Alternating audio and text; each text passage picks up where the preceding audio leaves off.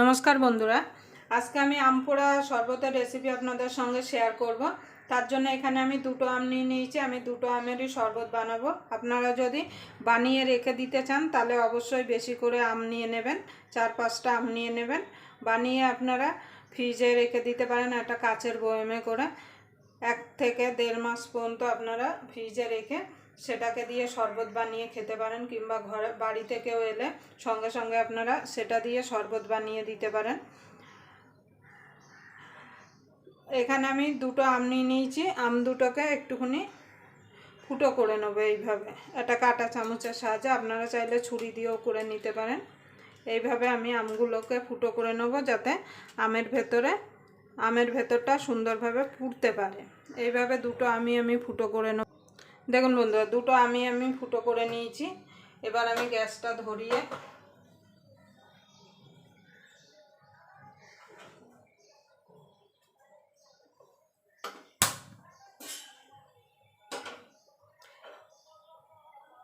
এরকম একটা ছাঁকনি বসিয়ে দিয়েছি। এবার এর উপরে আম দুটো বসিয়ে দেবো। বসিয়ে এপিট করে পুড়িয়ে নেব। এই গরমে কিন্তু আম পোড়া শরবত খাওয়া কিন্তু আমাদের শরীরের পক্ষে খুবই ভালো।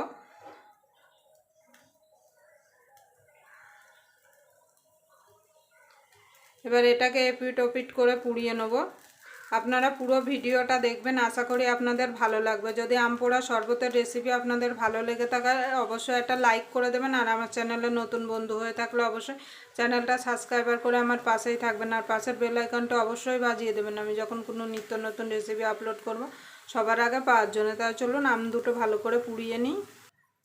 দেখুন বন্ধুরা, এপিট ওপিট উল্টে উল্টে আমি আমগুলোকে পুড়িয়ে নিচ্ছি এইভাবে।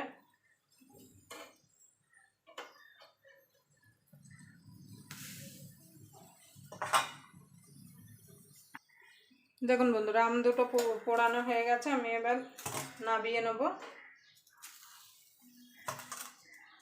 এবার আম দুটো ঠান্ডা হতে হতে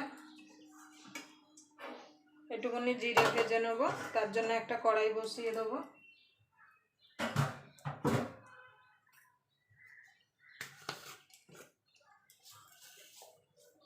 একটু বেশি করে ভাজবো আমি জিরেটা।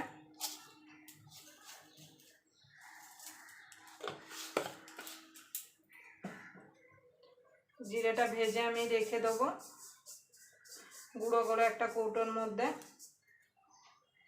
জিরেটা আপনারা এমনভাবে ভাজবেন যাতে পুড়ে না যায়, সুন্দর একটা গন্ধ বেরালে জিরেটা নামিয়ে নেবেন। দেখুন বন্ধুরা, জিরেটা আমার ভাজা হয়ে গেছে। এবার আমি একটা পাত্রে নামিয়ে নেব। নামিয়ে এটাকে ঠান্ডা করে নেব।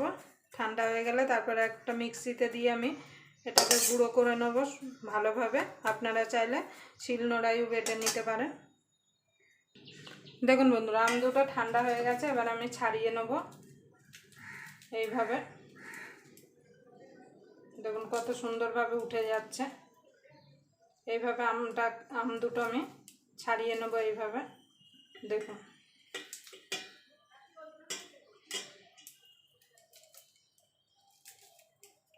এইভাবে ছাড়িয়ে নেব।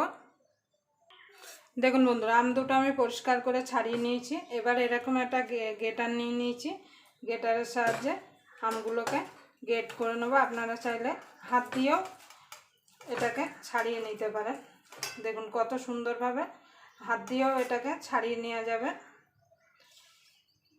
একটু গরম আছে এখন। আমি গ্রেটারের সাহায্যে একবার আপনাদের দেখিয়ে দিলাম। যারা নতুন একদম হাত দিয়ে ছাড়াতে পারবেন না তারা এইভাবে একটা গ্রেটারের সাহায্যে গ্রেট করে নেবেন। এইভাবে আমি হাত দিয়ে আম দুটোকে ছাড়িয়ে নেব।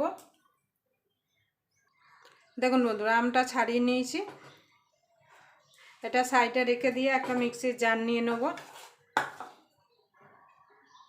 এবার যে জিরেটা ভেজে রেখেছিলাম সেটা দিয়ে দেবো।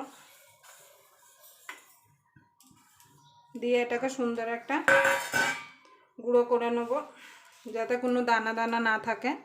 কেন দানা দানা থাকলে কিন্তু মুখে পড়লে খেতে ভালো লাগবে না। দেখুন বন্ধুরা, এরকম একটা কৌটো নিয়েছি। কৌটোর মধ্যে আমি ঢেলে নেব জিরের গুঁড়োটা।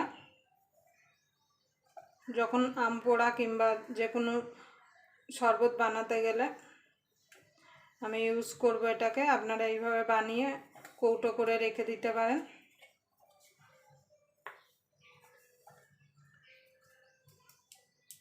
দেখুন বন্ধুরা, আমি কৌটোয় ভরে নিয়েছি। এবারে এই কৌটো ধরে আমি রেখে দেবো, যখন আমার লাগবে আমি তখন ইউজ করব। আপনারা অবশ্যই এইভাবে কৌটোয় রেখে দেবেন। এবারে এই মিক্সির জারেই আমি আমটাকে ঘুরিয়ে নেব। প্রথমে দিয়ে দেবো চিনি। চিনিটাকে আগে একটু ঘুরিয়ে নেব। মিষ্টিটা আপনাদের স্বাদ মতো দেবেন। কিন্তু এই আম পোড়াটা কিন্তু টক ঝাল মিষ্টি হলে খেতে বেশি ভালো লাগে। এটাকে আমি ঘুরিয়ে নিয়ে আসব। দেখুন বন্ধুরা, আমি চিনিটা গুঁড়ো করে নিয়েছি। এবার ঢেলে নেব।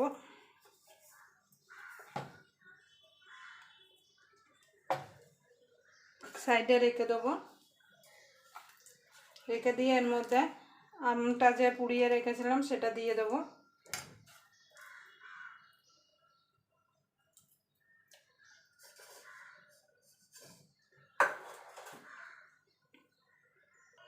এবার দিয়ে দেবো কটা পুদিনা পাতা, দুটো কাঁচা লঙ্কা। ঝালটা আপনাদের স্বাদ মতো দেবেন। আর একটুখানি জল দিয়ে আমি এটাকে ঘুরিয়ে নেবো মিক্সিতে। দেখুন বন্ধুরা, একটু পাতিলেবু নিয়েছি, গ্লাসের মুখে লাগিয়ে নেব এইভাবে। এখানে আমি লঙ্কার গুঁড়ো আর চিনি নিয়ে নিয়েছি, চিনির গুঁড়ো। এবার গ্লাসটাকে এইভাবে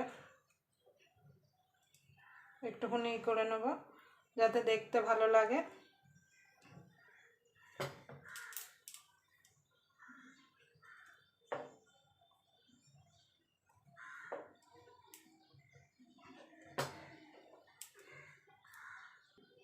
দেখুন বন্ধুরা, দিয়ে দেবো চিনির গুঁড়ো। মিষ্টিটা আপনারা যতটা খাবেন, আমি আলাদা দিচ্ছি। আপনারা চাইলে আমের আম পোড়ার যে পালটা, সেটা যে আমি মিক্সিতে পেস্ট করে তার সঙ্গেও দিয়ে দিতে পারেন। মিষ্টিটা আপনারা যেমন খাবেন সেরকম দিয়ে দেবেন। দিয়ে দেবো একটু একটু এমনি নুন, আমরা যে রোজ যে নুন খাই সেই নুনটা। দিয়ে দেবো বিট নুন।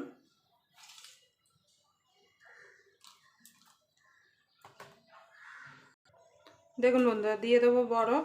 আপনারা যতটা ঠান্ডা খেতে পছন্দ করেন ততটা ঠান্ডা দেবেন। এইভাবে আমি বরফ দিয়ে দেবো। এবার দিয়ে দেবো আমের পালটা।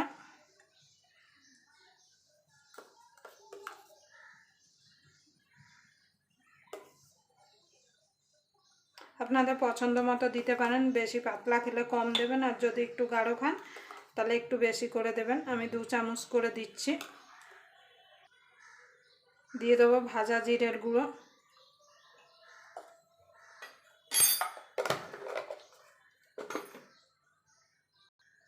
এবার দিয়ে দেবো জল।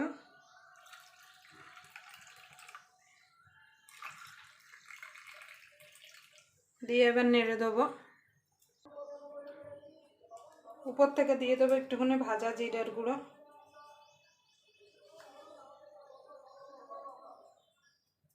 দিয়ে দেবো 2টো পাইপ। দেখুন আমার আম পোড়া শরবত রেডি হয়ে গেছে। আপনারা অবশ্যই এই গরমে এইভাবে বানিয়ে নেবেন। আবার আপনাদের সঙ্গে কোনো নতুন রেসিপি নিয়ে দেখা হবে। ততক্ষণ পর্যন্ত আপনারা ভালো থাকবেন, সুস্থ থাকবেন।